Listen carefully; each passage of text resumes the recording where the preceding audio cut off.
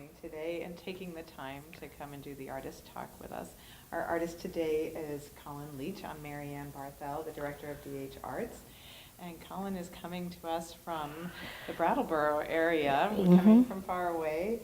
And she currently has a show this spring of 2019 in the Cancer Center Rubin Gallery.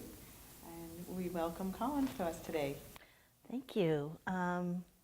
Yes, so I have been teaching art for many years and sort of transitioned out of that a few years ago to really kind of focus on my own work, but I've always painted.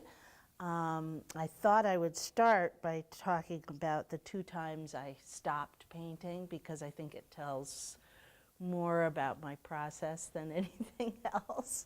And then I'll talk about the work that's up and how it's made specifically, but this kind of leads into it.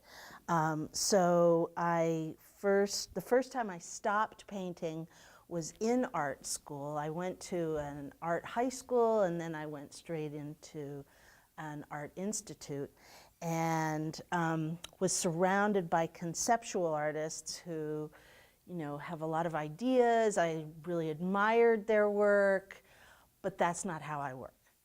And I tend to be more intuitive in how I work, and I'd always kind of worked that way. So there was something about having to argue or defend why you made something, which was sort of the thing at the time, that I thought, well, I guess that's not what I'm supposed to be doing right now. So I sort of stopped for a while because that's not how I work. And then so if you've seen a lot of conceptual work, it's more like the idea takes precedent over like how it's made specifically. And I tend to work very process oriented. And even in art school, I had started making my own paint sometimes, like from the very beginning of the process, like everything about the making is kind of important to me. And then a few years later, I started painting again, and it was with a Jungian art therapist who was doing workshops and in something called Painting from the Source. And so I was making these big paintings, and it was great, and I was painting a lot, but it was really very private and not necessarily for a big audience of people, what I was making. So that too started to, there is something about having an audience for your work that is a nice thing. And I had stopped working with her. I had been assisting in workshops with her for a while, and I had stopped doing that.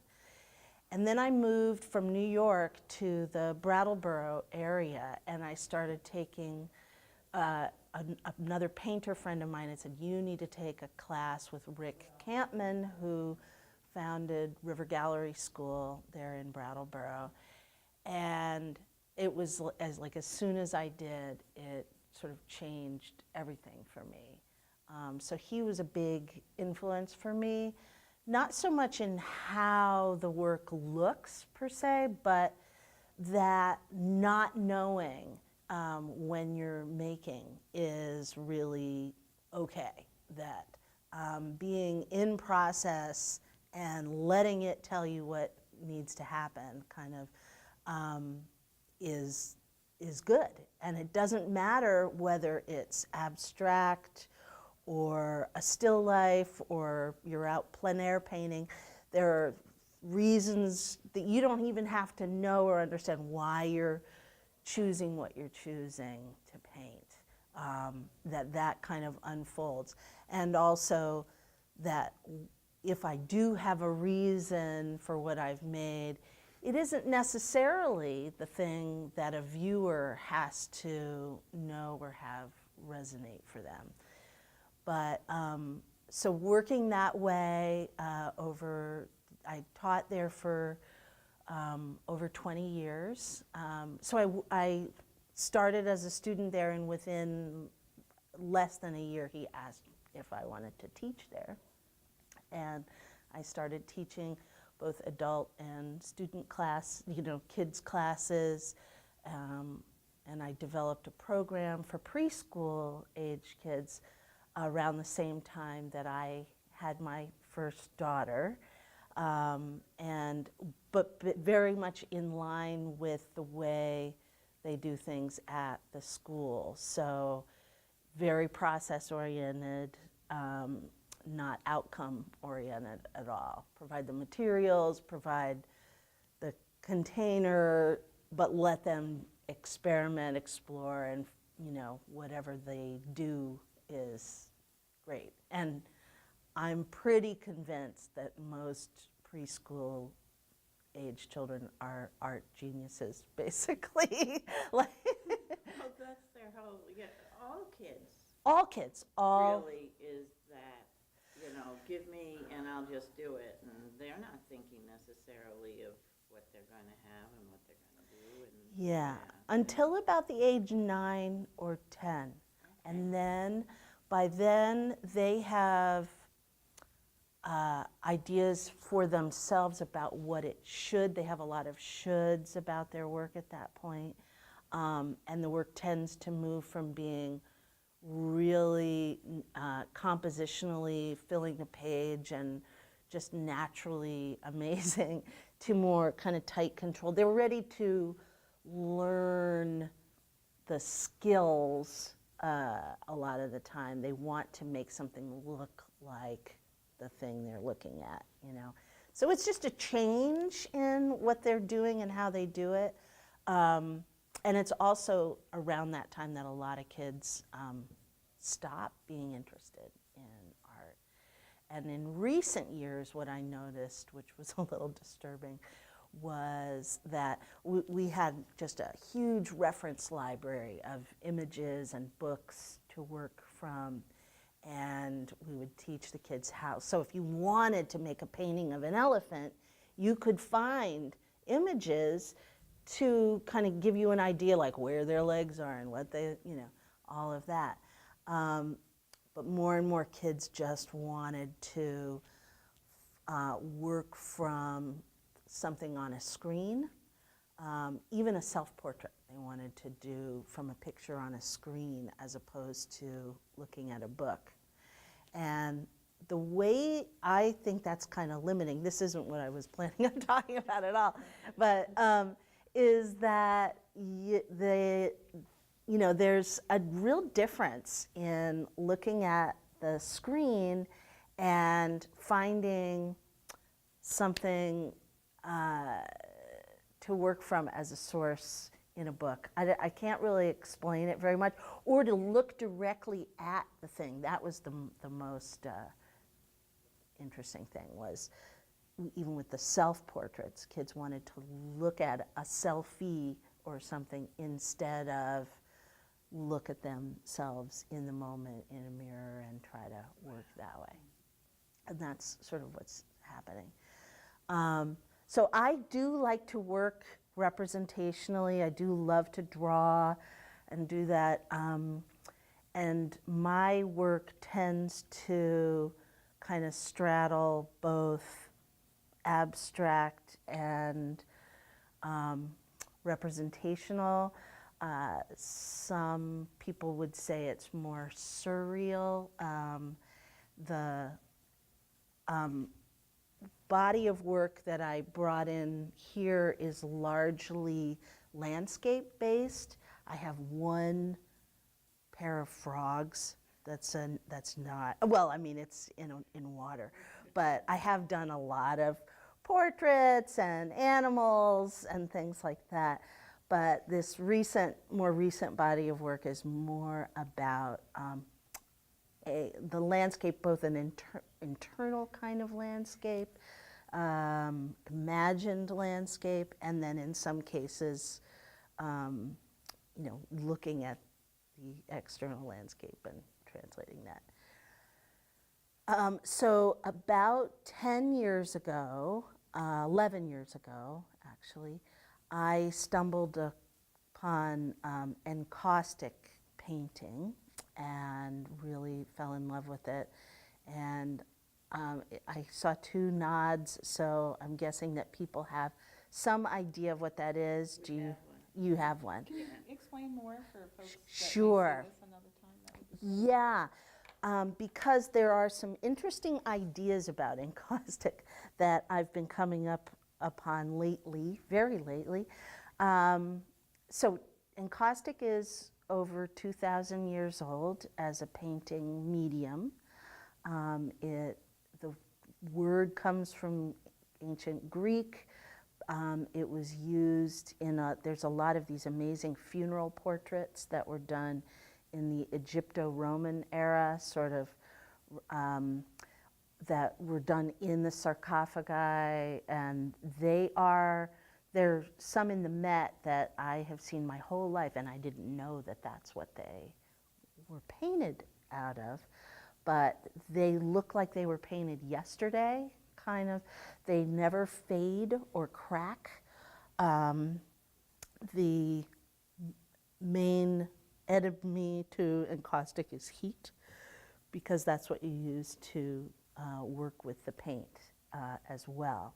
So the paint is beeswax and Damar tree resin, which is what hardens it, makes it hard and shiny. It's also used in oil painting medium sometime too. But it's those two things and pigment. So instead of oil as your binder, you have the wax as your binder in the paint.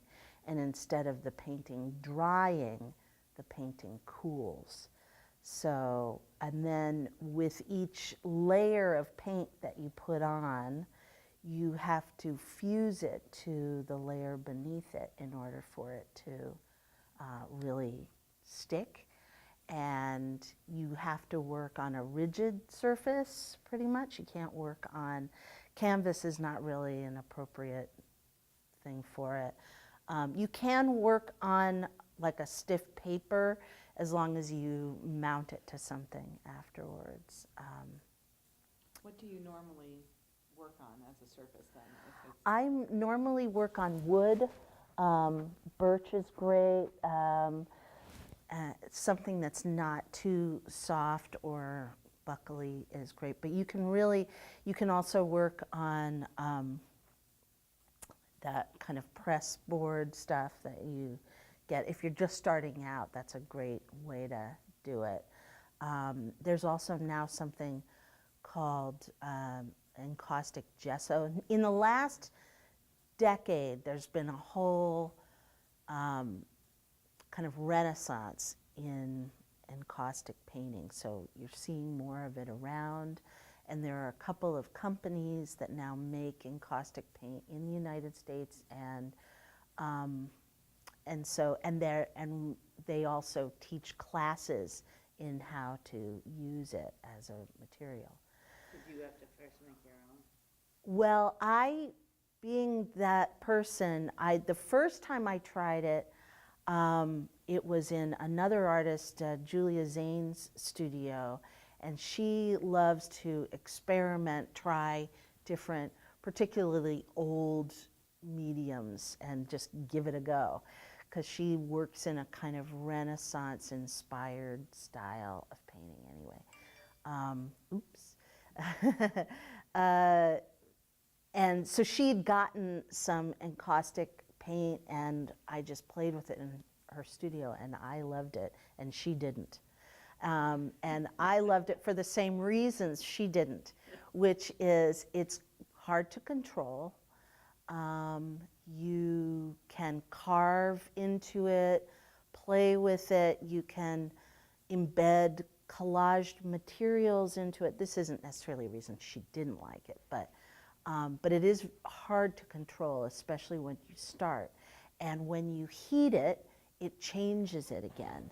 So it's very hard to be outcome oriented from the get-go with how it looks. Although the more I have worked with it, the more I can gauge a bit of an outcome. But it always feels like a combination of archaeology because there's like carving back through the layers, scraping back. If I've lost something, I can sometimes re-find it by scraping back through the layers. And there's a kind of burnishing way that you can work with it. And I love texture. I love texture in my paintings. And so this is where a lot of people who have seen encaustic, they've seen very, very glassy, smooth surfaces, and they think that that is what encaustic is. It is certainly something that encaustic does well. You can, at a very high temperature, you can get a very glass-like surface with and because of the resin in it, it's got this luminescent glossiness to it. But you can also very quickly build thick tactile layers, and you're not waiting for your oil paint to dry or anything like that. You're just waiting for the wax to cool. And so that's actually what I love about it. And I'm self-taught with it. So I didn't go to R&F in Woodstock, New York and take workshops that kind of, there's a certain style that I feel like I'm seeing a lot of that maybe is influenced by those classes. But I mean, you can also pick up an encaustic book and you will see a whole range of ways that people are working with it. So the other weird thing I hear sometimes is people will correct themselves. They'll say, my painting, oh, I mean you're encaustic, and like it's not painting. But it's just a different painting medium. It's just that, you know, you're working with heat, but you are painting for sure. Do you use a brush? Yes. Apply it? Yes, you can. You can use a lot of different things, but you do use a brush a lot of the time. I tend to work in, like I save cans and things, and I'll mix colors and have colors in the cans heated up, and you heat your brush up too. So your brush is supple and warm as long as the paint is warm, and then you put your brush back on your heated palette, and you can continue to work that way. You can also take a wood burning tool that's been converted. There are now tips that you can use to get like a fine line, or a metal brush. I haven't liked using the metal brush that much, but the fine line is great because you don't have to reheat that. It will just, that can sit as it is in the painting. And I can show you that in a few things if we walk over there that way. Other things that I've discovered myself kind of recently is that other things fuse really well to the wax, like gold leaf, charcoal, and pastel. I can draw if the material is soft enough and fuse it into the wax, and then it's set in the wax that way. So I've been playing with that a lot. Yeah, a lot of people don't know that Jasper Johns, who was painting in the 60s or is really famous for his American flag paintings and bullseye paintings, those were all encaustic. But he was kind of pioneering in the modern art world at the time by doing that, because he wanted to have this collaged newsprint in his paintings. So those flags have newsprint in them. And one of the cool things with encaustic is whatever you embed in the wax becomes archival because it's surrounded by the wax. So you can use old paper and things like that, or something that would really yellow and change over time, and it will be kind of preserved. So it's also can be a really fun way of working with old photos and things like that too. Yeah. So you mentioned that it originated in Egyptian and Roman times. Was there a period of time it wasn't used, or has it been used consistently throughout history? I think it was kind of forgotten for a long time, and really I don't know how many, before Jasper Johns in the 1960s or late 50s was using it, how many people, very few. And most people, and if you look at art history books and things, they don't list encaustic as his medium in his paintings either. I just happen to know that, and it's, heard him talk about it. And he had nothing to work from. He had to kind of figure it out. And he would work with one color at a time, like an old Folgers coffee can on a hot plate, and make his paint that way, and do it one color at a time like that. So it probably wasn't even brought up in art classes at all. Not until when maybe when he finally was doing it. Yeah, and I don't even And they- think they until probably- very recently, much They less. didn't, they ignored Yeah. him too. They ignored that. Well, his process, they ignored his way he painted, but they maybe Right. talked about his painting. They talked about his paintings, for sure. And they're in collections all over the place, but it was very much more about what he was painting about than what he was painting with.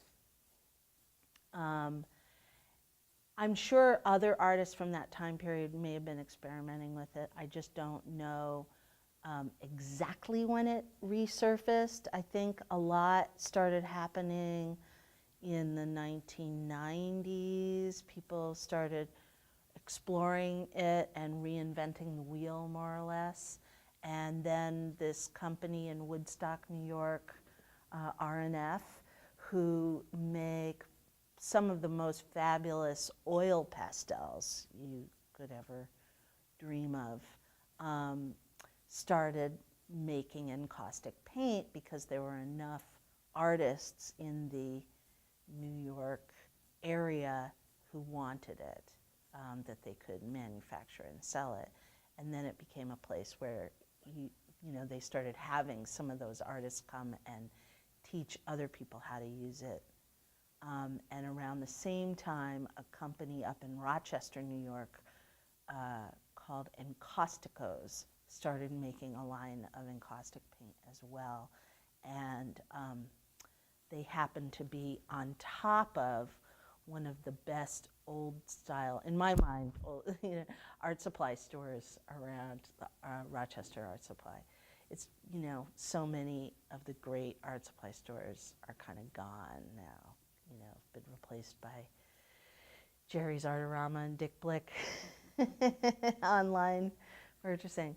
And there used to be this thing where you could go into an art supply store and the person working at the art supply store was also an artist, and they would know how to use a lot of the materials that they were selling. So do you do pilgrimages to Rochester every once in a while?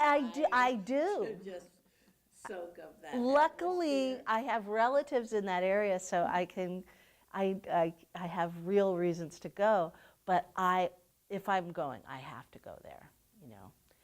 You can buy their paint online, but it's just so great to go. And they also have a great paper department, and I love beautiful papers. And a lot of the collage that I do in my paintings is using different textured papers more than like images and things like that. But there's so much you can do with encaustics, and it's really, really fun. And I've taught classes and one-on-one workshops in it as well, just because there's a plasticity to it as a material. People do sculpture out of it, and coat their sculptures in it. You can do resist stuff, and you can have images embedded in or sort of burnished onto the surface. There's just a million ways of working with it. Yeah. Now, are you working in other medium? Yeah, so I don't just exclusively have encaustic in the show, and I love working in a lot of different ways. It's just that's one of the things in my toolbox, and it's one that it tends to be more of a go-to these days. But I also really like working mixed media with acrylic and layering oil pastel and collage that way too. And I love working in oil too. But I tend to work a little less in oil than I used to, and I will add it in as a later stage in some things. And also with encaustic, you can use a little oil at the later stages of the painting as well, because it will kind of sit on top of things. So you mentioned that your method is really more process-oriented. How do you know when you're done? That's always a really good question. And sometimes I think I am done, and then a few days later I will see that I am not. But there is a kind of feeling that you get when you know you've kind of done whatever it is that needed doing in that particular image. Sometimes it happens really fast, and sometimes it seems like it just takes ages on one piece. I don't know why that is exactly. There's some technical problem-solving things that have to happen, or a sense of depth that I'm trying to go for, or a lot of times a story is unfolding in my mind. It doesn't necessarily have to be the one that you feel when you see it. It amazes me when somebody hits it on the nose, which is interesting. That happens occasionally. Somebody wrote a piece, I was trying to find it before I came, about a show I did 2 years ago, and it felt really, like I felt really well seen, by that person.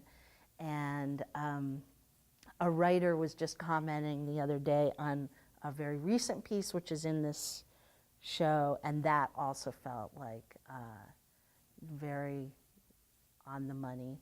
I actually brought that quote, if you're interested in hearing it. Okay. Where did it go? There we go. Okay, so Suzanne Kingsbury is a writer who lived in this area. She now lives in Connecticut, but she teaches writing workshops all over the place. But she knows my work a little bit, and so the painting is in the show, but I'm not going to say which one it is, and maybe you'll figure it out. This painting just speaks to me so much about the tenacity and beauty of the human spirit that I don't rise from chaos as much as grow within it always. And there are guides and mothers leaning in to nurture us, even if we are faced externally out into the world. So that's what she wrote, and those are the kind of things that start to go through I can start in a complete place of not knowing, which is what I was talking about, and how Rick Hammond kind of validated that for me and nurtured that in me. But at a certain point, you have to commit to what's emerging there. And that could be completely abstract, or if there's a real image emerging, committing to that image and going for it. And often there will be either a feeling or something akin to like a poem coming up for me. and I'll know at a certain point that I've done it. I've done it as much as I can in this particular piece, and maybe I'm going to do it again in a different piece. But does that make sense? Yeah. Do you Okay. ever do writing along with your visual art? Very rarely.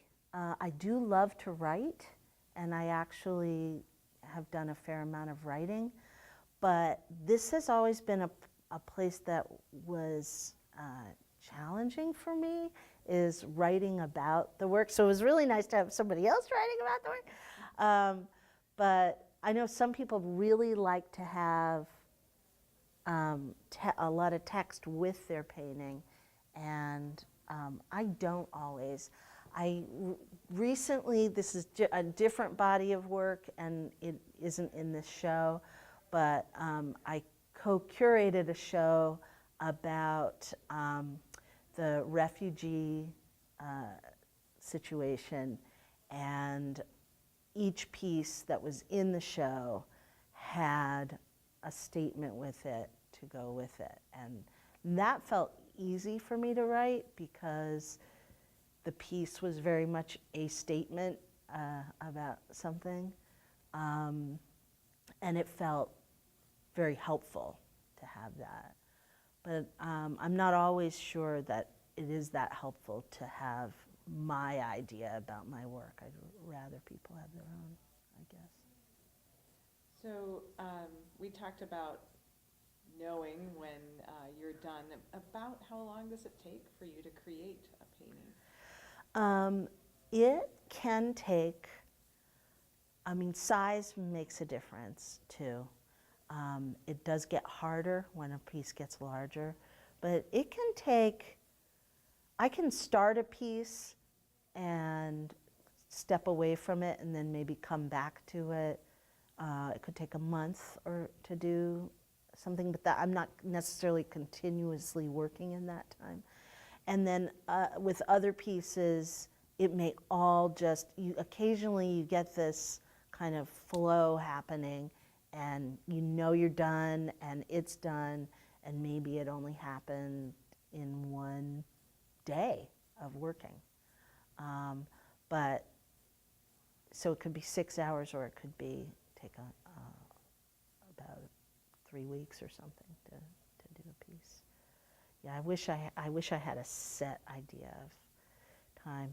For me, really going back and finishing everything has been a big breakthrough, because sometimes it feels like, oh, the moment has passed, and I'd much rather be starting a new one, because I'm much more comfortable in that place of not knowing than once I really know and I have to commit to it. That's when it actually gets really hard.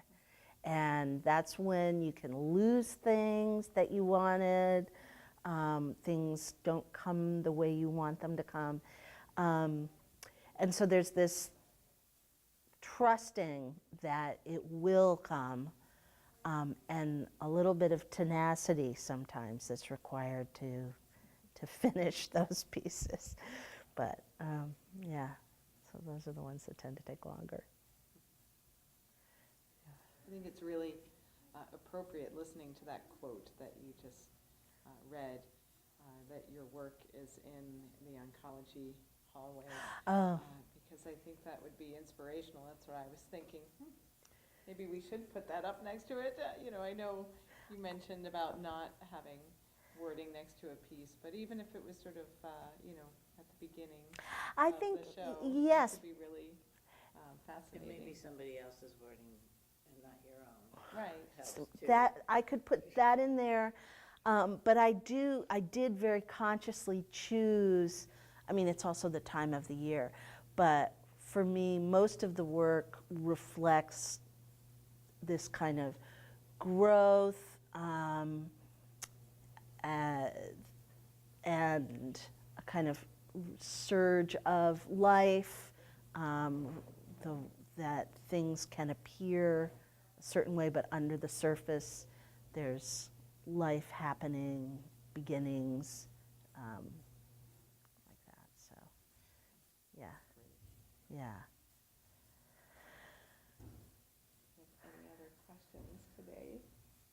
Well, I'm wondering if we could take a walk down and see Colin's work. And maybe we'll guess which painting. Oh, that's a good idea. Yeah, I like that. Oh, the quiz at the end of the talk. The clue is that it's pretty recent. So there is some work that's a couple of years older that I put in that because it felt sort of related or, showed a span of style differences, I guess. But, yeah. Well, thank you so much for coming today and spending this time talking about your work. It's always fascinating to hear how artists create their work and how it starts and how it ends and what it means to them. So thank you so much for taking the time today. Thank you for giving me the opportunity to talk about it and to show the work, too. It's